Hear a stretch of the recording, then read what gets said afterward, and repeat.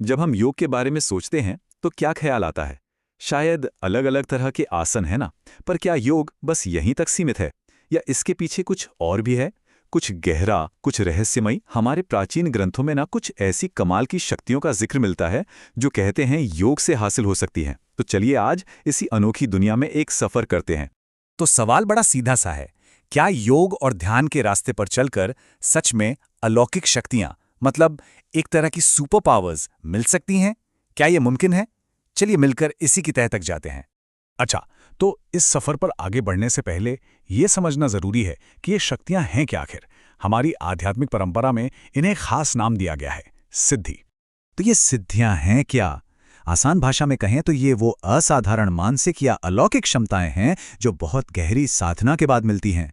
इन्हें पाने के रास्ते हैं योग, तप, साधना और ध्यान।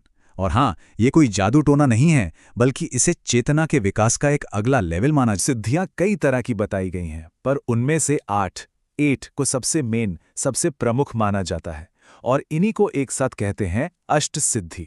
तो तैयार हैं? आइए देखते हैं कि ये कौन कौन सी हैं। और यकीन मानिए, ये बहुत ही फैसिनेटिंग है। तो ये रहीं वो 8 महाशक्तियां। सबसे पहली है अणिमा, यानी खुद को एकदम छोटा, अणु जितना छोटा बना लेने की शक्ति। फिर है महिमा, जो इसका ठीक उल्टा है, मतलब अपने शरीर को पहाड़ जितना विशाल बना लेना। तीसरी है लघिमा, जिससे शरीर को हवा से भी हल्का किया जा सकता है।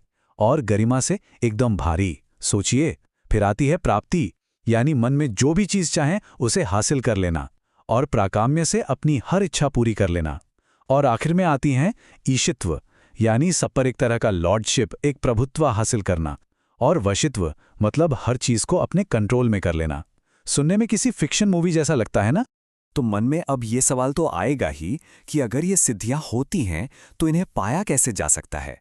क्या इसका कोई मेथड है? हमारे सोर्स के हिसाब से इसके 4 मुख्य रास्ते बताए गए हैं। पहला है मंत्र साधना, मतलब किसी एक मंत्र को पकड़कर उसका लगातार जप और उस पर डिसिप्लिन बनाए रखना।